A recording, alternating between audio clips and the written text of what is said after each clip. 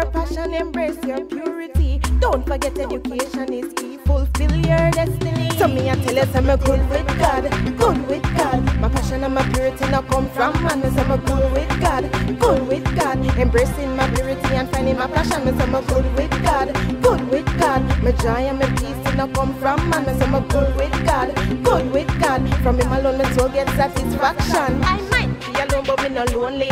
Now when the fullness of the God is inside me. Yes, I'm cute, look good, but me holy. In the spirit, Jesus, I'm my company. So, passionately pure, yes, I'm pretty and I'm passionate. Me well unto my purity and this me know me not regret. Integrity not cheat, not rebel and play not advocate. Jesus love a girl, cause him save me from the desolate. So let me give a shout out to all the God man there. Passionate and pure, the fuck you do. And whenever you live out your education. When you go to school, pay attention. Let your light so shine before mankind can be fire inside can change the nation.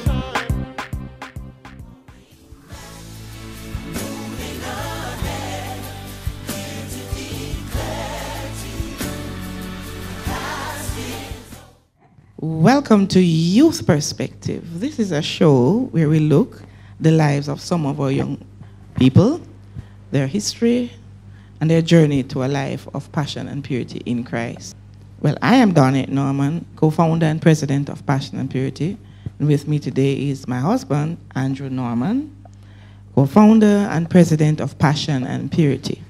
And we have with us today a very handsome young man. You are going to be hearing about his life and his journey to faith in Christ and his passion and purity. He's walking through a life of passion and purity.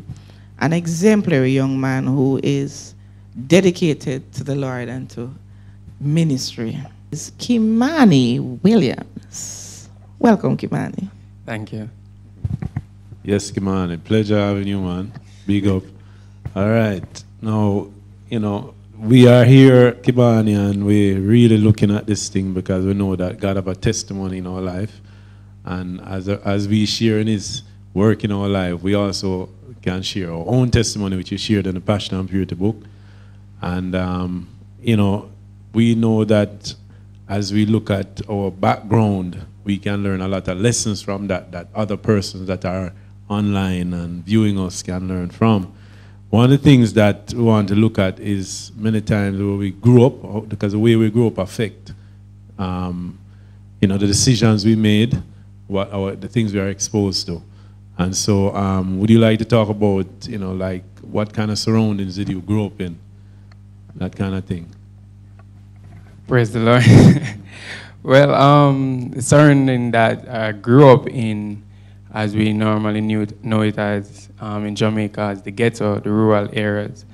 The background wasn't too good, you know, bad influence, a lot of bad influence, gangs, girls, everything that you know that depicts a ghetto. I grew up in that. I grew up entertaining that. I grew up knowing that for like 17 years of my life. And inside of growing up inside of that, I get to understand like how young guys think, why they do what they do, the reason why they will live this kind of lifestyle, the reason why they will just portray this. And most of the time it's just because of the background that they grew up in. That's the only influence that they really had. They never really had any much positive influence, you know. But inside of that, I've learned a lot of things. Inside of that, I've learned, as I said, how they think, the reason why they do what they do. There are a lot of houses in one big yard, and we know what a tenement yard is in Jamaica. A tenement yard situation, was it something like that? Because, you know, like you said, you know, there's a lot of exposure to a lot of stuff. Is it something like that, or were you like in, you know, what was the living conditions? Well, we could classify it as a tenement because inside of where I live, it was like 3 of us in the same spot location. But before you could reach my part, you'd have to go through a lot of other houses, you know, a lot of other yards before you could reach mine. So okay. I would classify it to be as one. Okay. So what effect did all of this have on you? Well, the effect it had on me wasn't good. I felt that the only thing I needed to have was to be in a group with young guys, just instead of doing what they would do, stealing, having a lot of girls, any kind of trouble. So the influence it really had on me wasn't good. It was really negative, because even inside of school, I brought in that mentality inside of school, because at home I'll be in this gang. So that mindset came inside of school. So you'll stand up knowing that you have a couple guys to back you. And so when you're at school, you have this posture, this attitude to know that, hey, you can stand your grounds because I am from here, and let me establish this, and if you mess with me, this is what I'll do because of the... So instead of that, what it really did was mess with my mindset pertaining to life and how I'll deal with things. Right. So you're talking about in school taking on that kind of gangster mentality, that thug approach, and just the whole thing of, like you said, ganging up on persons if they mess with you and stuff like that.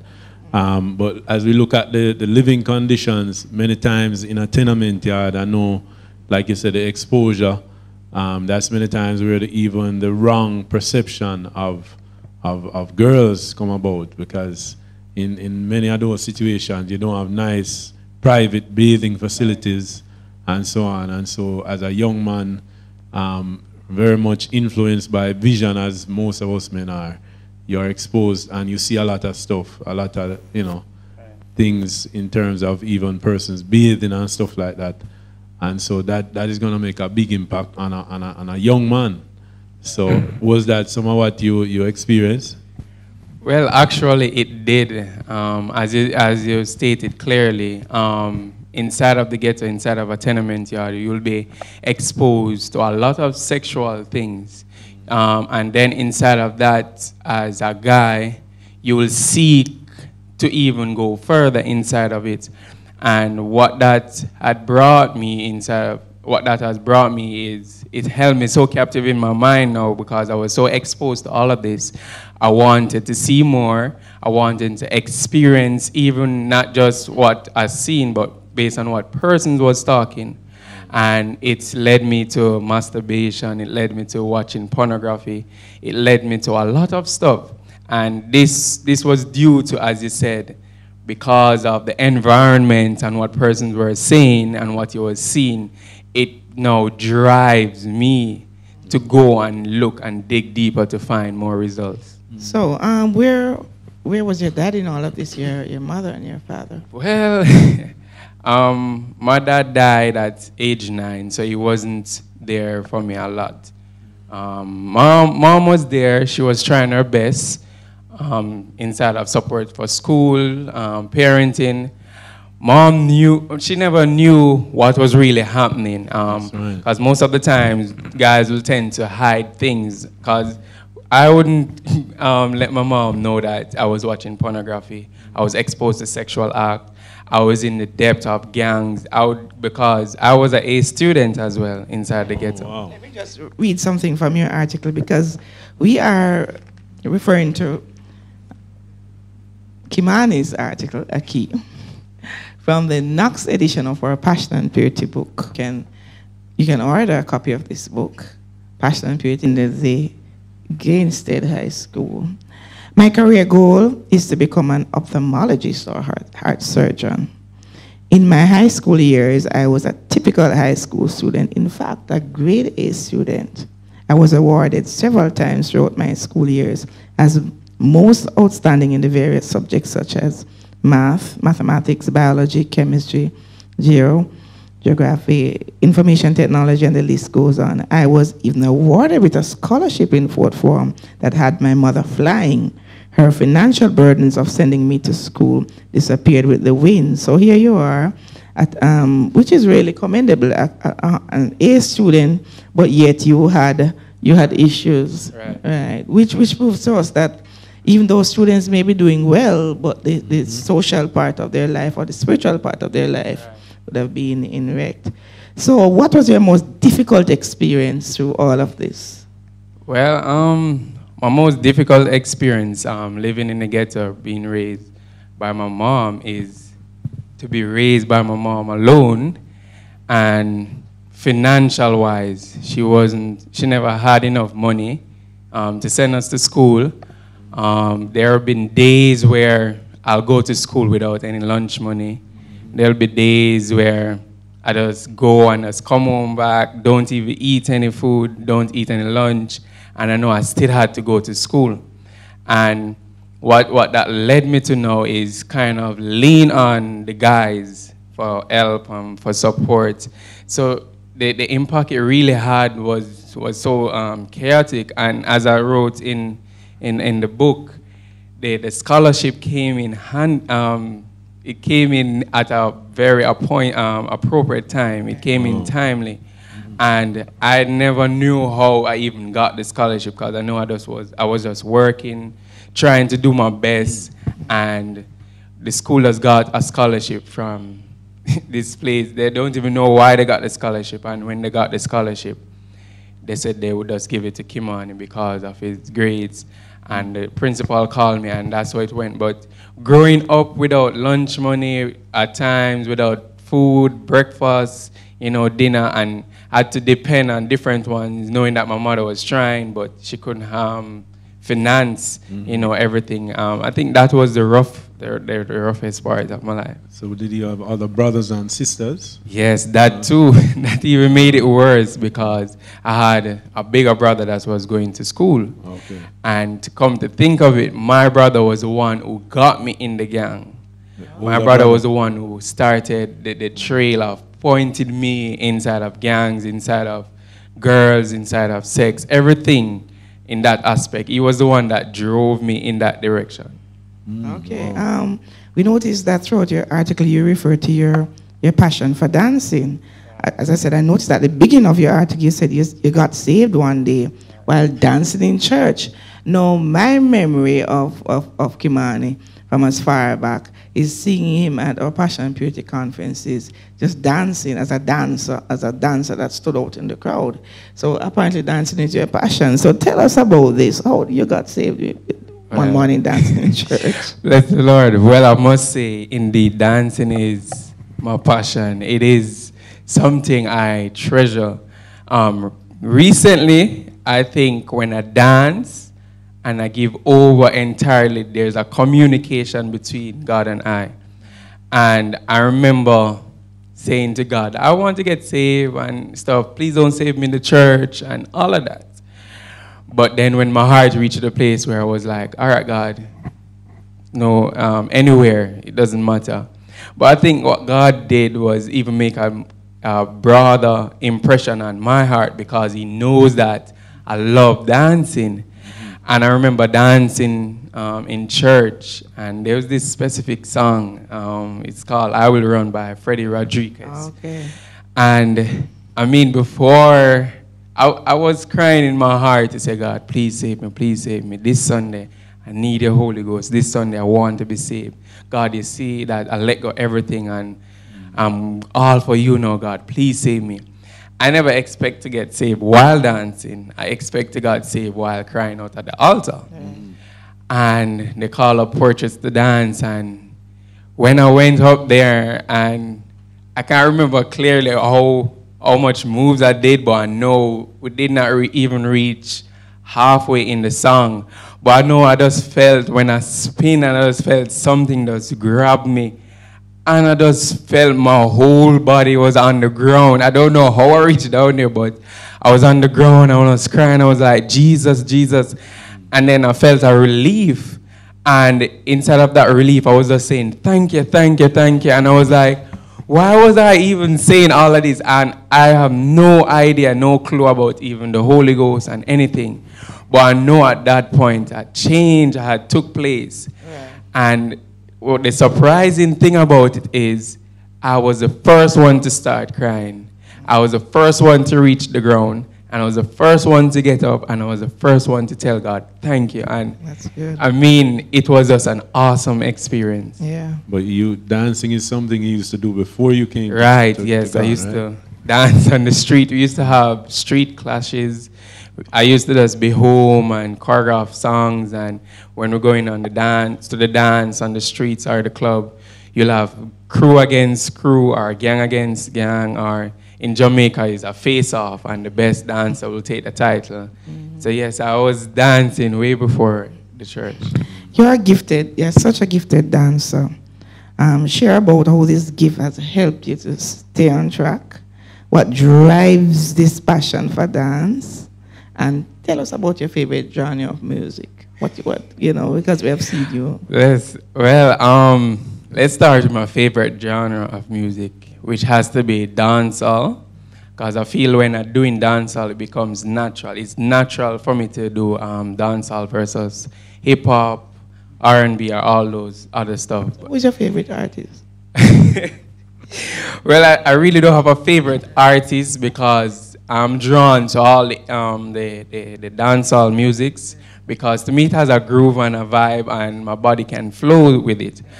The thing that really keeps me going on inside of ministry for dancing is that liberty, that freedom that, okay, I get saved now, I don't have to put down dancing.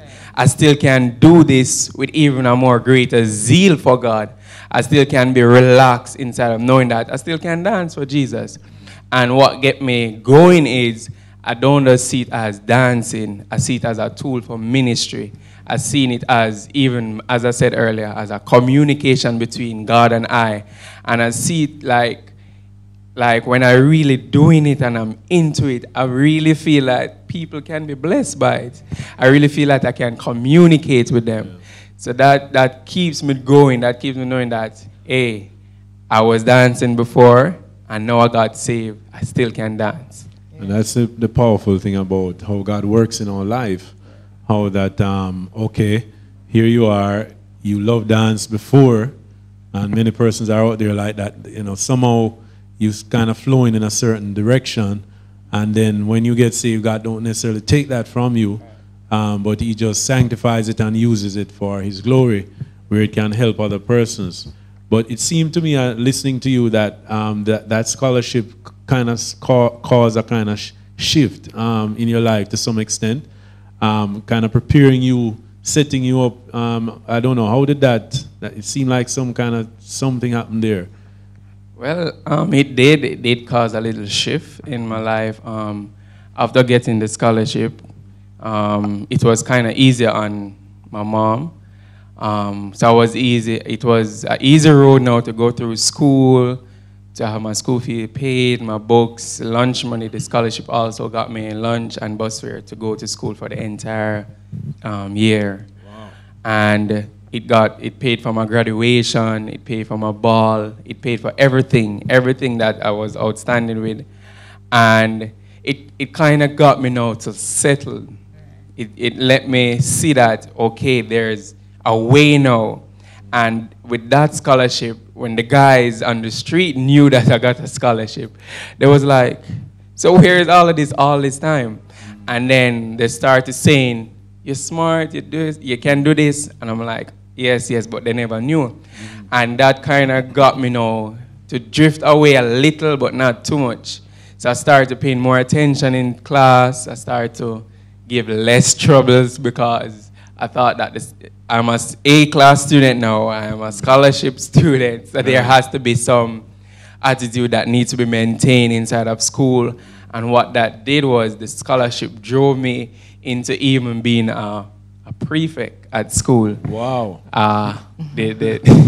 Yeah. Right. And inside of that, it caused a lot. It caused a shift in my life, because even with the scholarship, I even went to the church for advice. Wow. To say, I don't know where I got this from. Please, can you advise me? And I got advice from the pastors, and that in itself drove them even closer to me, in a sense. So yes, it did cause a shift. You spoke about your struggle with masturbation and sex with girls, but stated that after salvation you found the power to overcome this habit that so many young men struggle with. In fact, you said, know that I'm in church, living passionate and pure. You had some advice, some practical advice for young persons. Can you share about, how it is that you found that power to you know. Well, with that act, the struggling with masturbation and pornography, while doing it, I thought that I could stop. Let's put that first. I thought that I could stop. I thought that on my own. Right.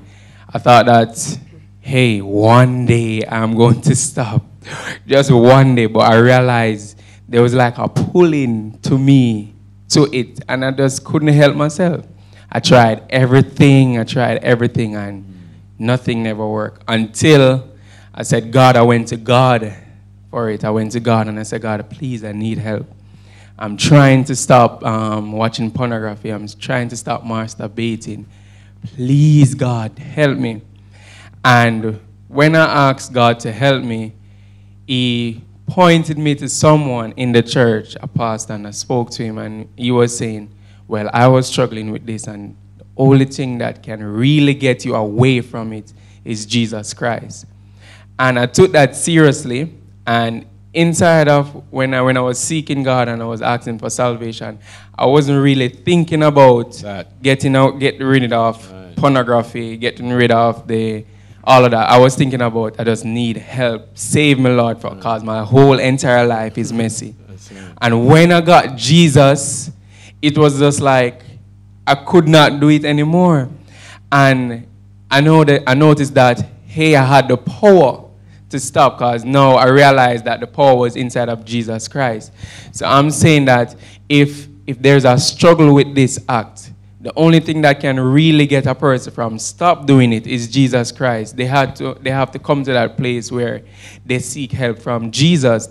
They say, God does please help me, because God is faithful to help. He's faithful to deliver you from any and everything. And when I got delivered from that, then I knew and I realized that there was a spirit working on the inside of me that was pulling me towards this. And now that I am saved, there's no longer that spirit. And now I have the option to say no or yes. Okay. So in essence, yes, you have to go to Jesus. You have to go to Jesus in order to get rid of it totally. You are saying definitively that young people, especially young men, can live a life of passion and purity. Right. We want you to look in that camera and speak to a young man who is out there. Has a perverted view of sex. He is dancing to the wrong music, and he's desperately crying out for help. We want you to just briefly talk to that young man. Really? Well, all I can say is, you are struggling with this act. You are seeking help. Just know that you're not the only one. There has been many testimony of person that was within this, and they got help by going one way. I'm not here to tell you to go to a doctor, to go to a psychiatrist, because you have to understand that there's two laws. You have the law of God, and you have the law of Satan. And right now what you're feeling, you're just doing Satan's laws. You're just doing his laws. But I'm here to tell you that the only way for you to get rid of that, the only way for you are crying out to saying that you need help.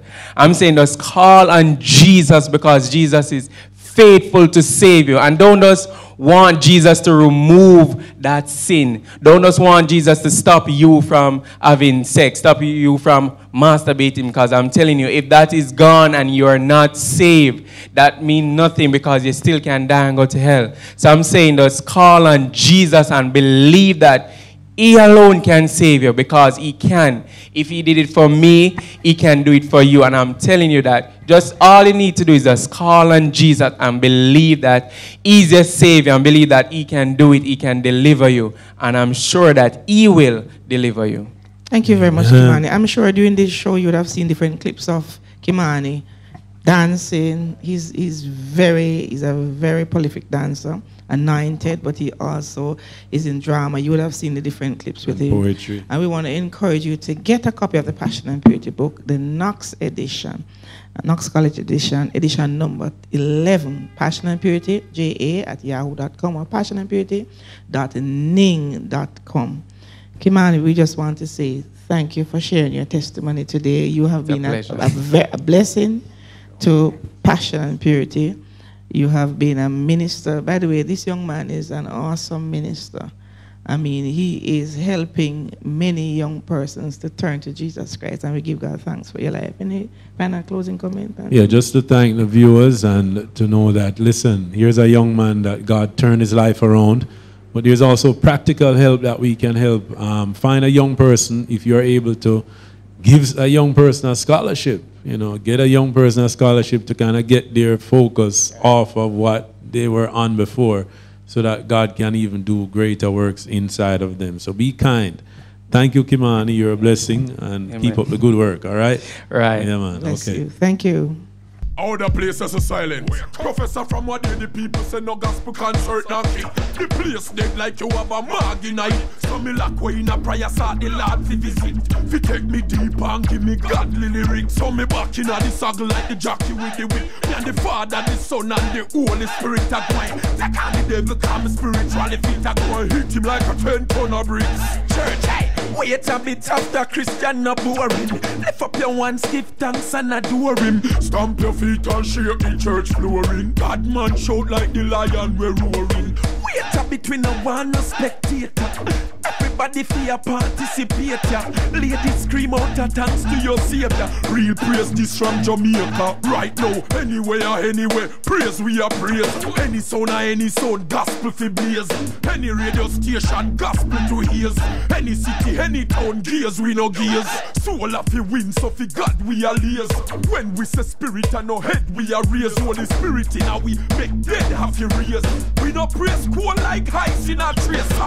Wait a bit after Christian no boring. Lift up your hands, give thanks and adore him. Stamp your feet and shake the church flooring. Bad man shout like the lion we're roaring. Wait a bit, we no want no spectator. Everybody fear participate ya. Ladies scream out a thanks to your savior. Real praise this from Jamaica. And remember, we got the praise around the demon and him army. When him a circle like a bees that try to swarm him. B66 in a me and him can't disarm me. Soldier in your army, me no scala was squammy. So make we go before we got in a devotion. And we and them like the water in the ocean. Closer to God than the skin through the lotion. We praise me beg him a double portion. Because what? Wait a bit after Christian no boring. Lift up your hands, give thanks and adore him. Stamp your feet and shake the church flooring. Bad man shout like the lion we're roaring. To find our passion and embrace our purity. Yeah, what is our passion? Let Christ lead the way and then we will know. Find your passion, let your light so shine. Before men, that means before mankind. Seek after Christ to the Savior divine. Take it not to the beat but the rhyme. What is it for a man to gain the whole world? Have to lose him so sick of diamonds and pearl. Our passion must involve Christ, cause he is the way, man, the truth from his dead come alive. We need to find our passion and embrace our purity. What is our passion? Let Christ lead the way and then we will know purity. How can I embrace that? It not easy, and as a youth I can attest to that. It's a fact, but it can be done. Now let me show you now come. That strength is made complete in man's weakness. Trials come our way just to bring success. To remain pure, we have to give off our best. To keep our purity is a part of God. Yes, we need to find our passion and embrace our purity. What is our passion? Let Christ lead the way and then we will know. Mind our passion and embrace our purity. What is our passion? Let Christ lead the way and then we will